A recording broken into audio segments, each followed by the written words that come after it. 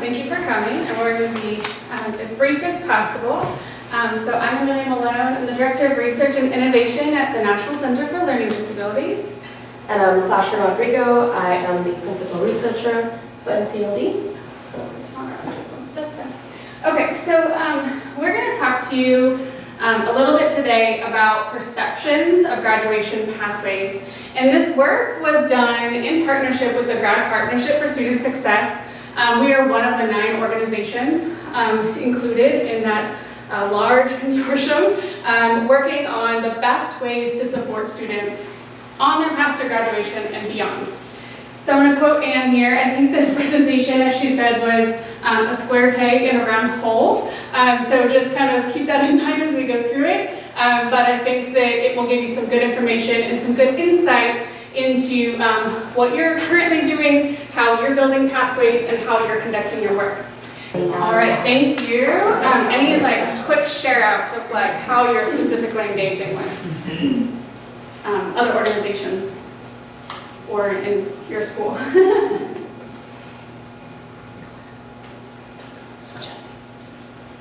How I include my students is really one of the things that I've really done is I'm a new teacher, so I didn't really have an understanding of including them or not including them. So when I went in, everybody was the same. Everybody did everything the exact same. I teach residential construction, so when I had one student with a disability, when we're using the saw, it didn't apply. So everybody got to use the saw, and that was one way that I did it. Yeah, so being intentional about it, right? Yes, yeah, absolutely. And I just kind of want to share a quick fact. So I just want to, the majority of this conversation is centered on students with disabilities, but we are the National Center for Learning Disabilities, so the majority of our work is centered about students with learning disabilities. And we are a federal research advocacy and policy organization advocating for the needs of students and young adults and those in the employment sector, advocating for their needs at the federal level. Hopefully we'll be starting some more kind of state level work as well too. So did you know that students with disabilities drop out of high school at much higher rates as their non-disabled peers? So we wanted to talk specifically with those doing the work to figure out why that is, to identify some root causes so that we can build upon those barriers and think about solutions to success. So we know that about 5% of our U.S. students drop out of high school, but those served under the Individuals with Disabilities Education Act, or those identified with disabilities, about 13% of them drop out of high school. So we have a lot of work to do to improve those rates. And for students with learning disabilities, for example, 12% of those students drop out of high school. And we know from the work that I've done in a lot of research, both in academia and now at our nonprofit, we know our students can perform commensurate with their peers if given the right resources and support. So we need to do a lot of ground level work to improve these outcomes. Some brief data, I just went over this. So here's our thought process here. As part of the Grad Partnership for Student Success, we wanted to build a better understanding of those barriers and develop some pathways to success. When you're considering models like MTSS, PBIS, student success systems, early warning systems, how do you integrate all of those things together with a specific eye of students with disabilities at the core of all of those models? So we need to identify the problem, analyze potential solutions, and think about our past, think about what we have done, what has worked, what hasn't worked, so that we can implement a new set of strategies, a new set of support systems, and then evaluate that progress. And that's the work that we're doing here. And what we're talking about today is we brought some people together to have a deep dive conversation. That's what Saashya's going to talk about. So you're hearing Bob talk a lot today about the new ABCs, right? Agency, belongingness, and connectedness. I'm going to go back to the old ABCs because it's imperative that we continue to talk about this, especially for students with disabilities, because it's a different conversation when students are potentially dealing with complex medical situations, when they maybe need to be away from school for certain reasons. So we need to consider the old ABCs, attendance, behavior, and course grades, in tandem with the little ABCs that he's talking about. So if we look at chronic absenteeism for students with disabilities, we have quite a bit more students with disabilities are chronically absent, which is defined as missing 10% or more of the school year. So we need to get them back in school. We know that behavior supports matter, right? The percentage of out-of-school suspensions among students with disabilities is much higher than students without disabilities. That's a whole other problem that we need to address in a later conversation. And academic supports matter. Like I said, students with learning disabilities specifically is who we advocate for. We know they can learn commensurate with their peers if given, like I said, the right resources and support. We just did a deep analysis of looking at students with specific learning disabilities, and only about 22% are performing at a proficient level. So again, a lot of work that we need to do. So we know we have a lot of work to do, but we also recognize that there's sort of this ravine of missed opportunity. We are taking a lot of information, we have a lot of data to analyze, we are consistently collecting new information and new data, but what we find over and over again is oftentimes the conversations are siloed. We consider students with disabilities and students without disabilities. And our purpose and our focus is to integrate those conversations, like work at your high school with your early warning systems and student success works. Student success systems work. That is really tough. Did Bob ever think about how hard that is to say in presentation?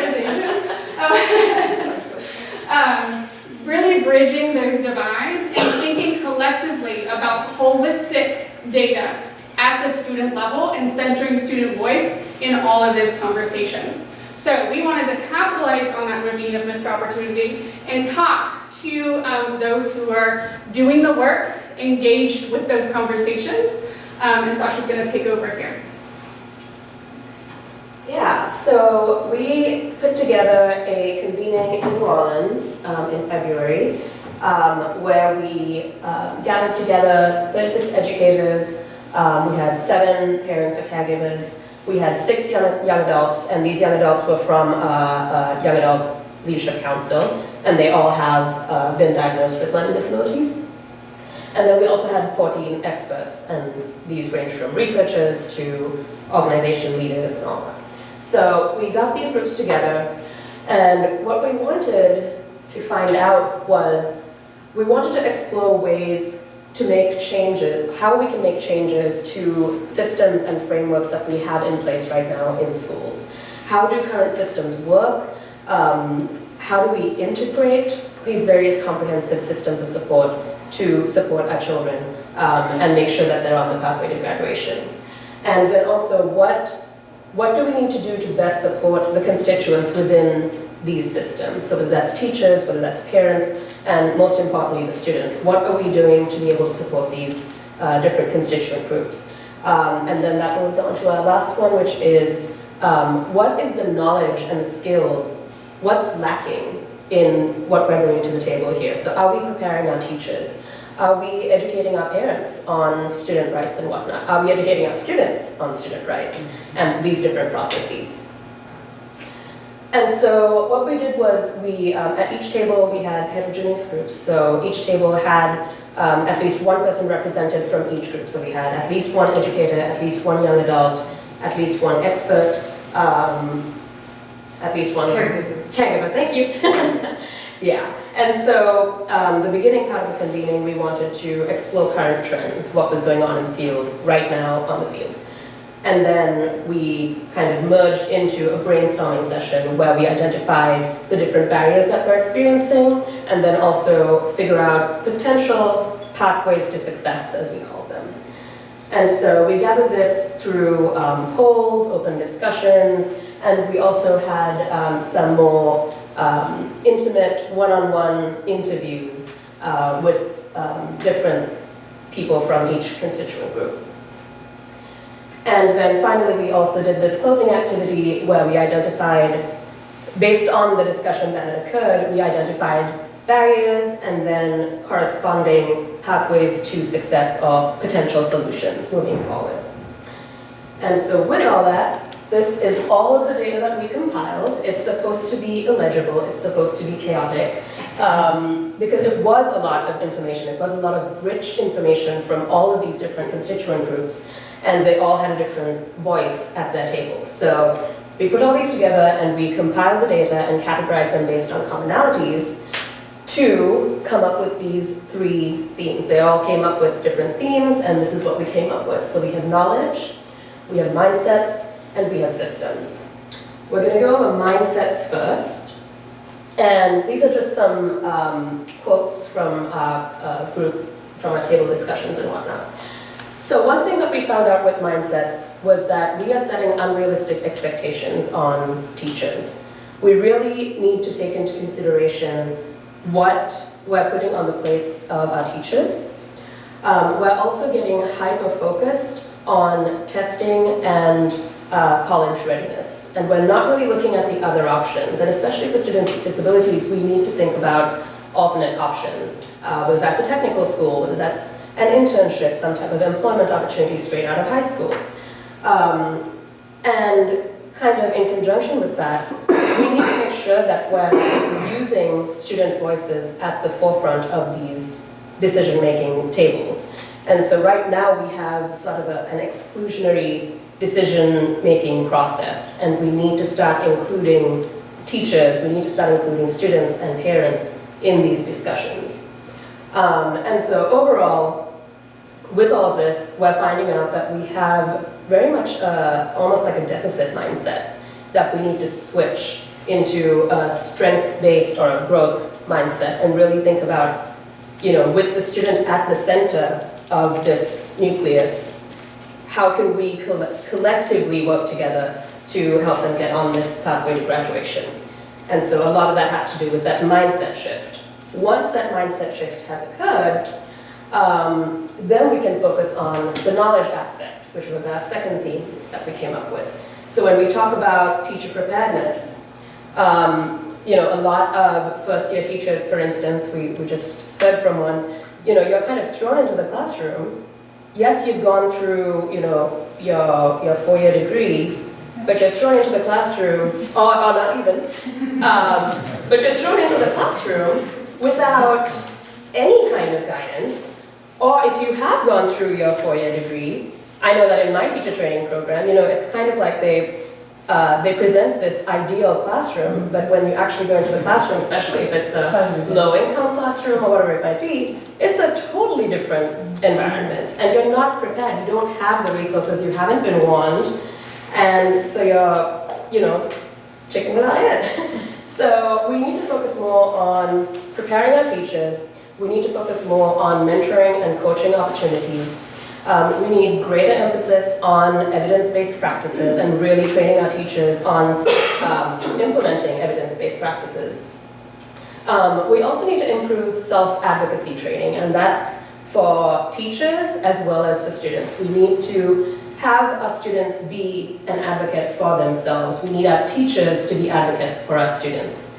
And then we also need to, part of that is connected to parent education. We need to be able to provide our parents with the knowledge that they might need to advocate for their students or to advocate for their needs. And so once we have all that knowledge, then we can talk about systems.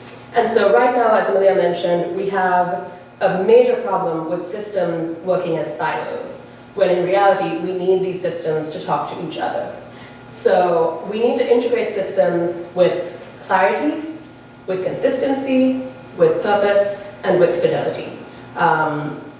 One thing that we're noticing is that there's a lot of inconsistency about terminology and procedures. For instance, when we talk about tiers, I think about NTSS. Some people might think about RTI. Some people have, a different way of defining what a tier is. And how do you measure fidelity then? How do you know if these systems are working if all of us have a different understanding of what these systems are? In addition to that, it seems like we keep throwing these new systems at teachers every year. There's a new acronym that they have to learn, there's new training that they have to go over. If the system exists and it merely needs a revision, then that's all we need to do. We don't have to create a whole new system every year. And then we need to make sure that it's actually working. And so, just make sure I went over everything.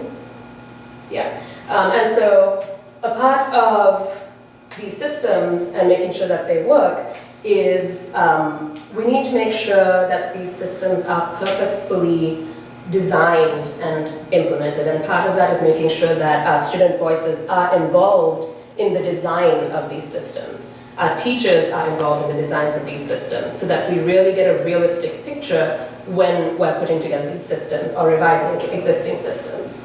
And also just making sure that with teachers, teachers have a lot of checkboxes that they have to fill out.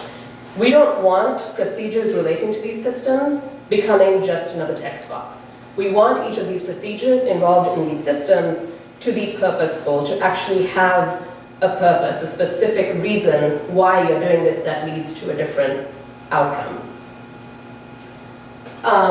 And so, finally, a big takeaway from this convening was failure in one area breeds failure in another area. That's kind of like a snowball effect. If we don't have the right mindset, we probably can't focus on the knowledge gaps, and then we probably can't focus on system level change.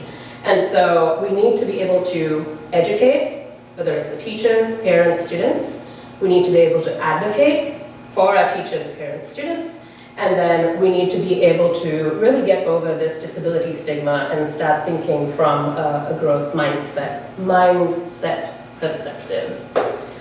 Oh, just one last thing. I'm sure you're sitting there thinking, none of this sounds like new information, right? Like, we have heard a lot of these things before, but our purpose was to really center students with disabilities and caregivers and their voice, because they are often left out of these conversations.